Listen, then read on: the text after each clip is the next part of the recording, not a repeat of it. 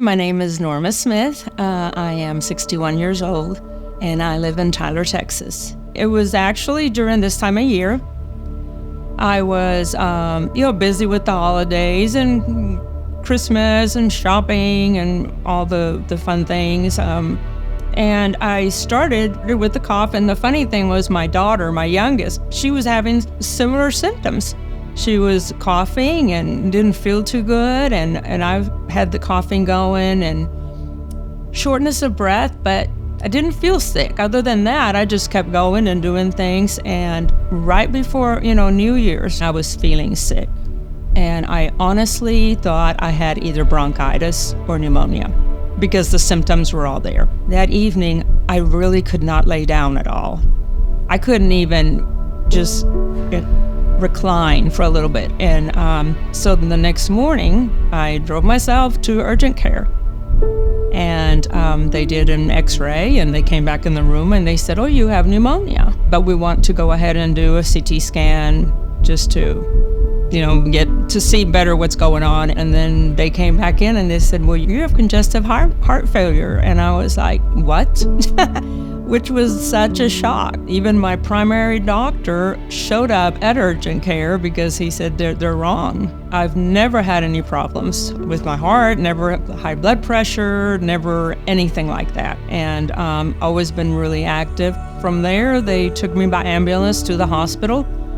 And I was in the hospital for a week and, running tests and trying different medications and things like that. And I guess they were hoping that, my heart would kind of recover.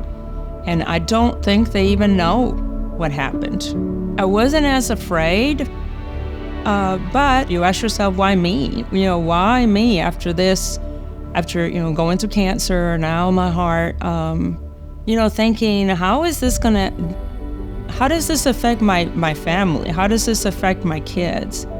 Since my husband and I were divorced, I just felt like they needed me more.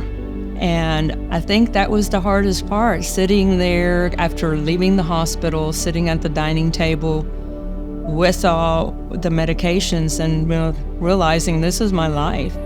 2 of these, half of this, and then having to take my blood pressure every so often. And that was the defining moment that I think it really hit me.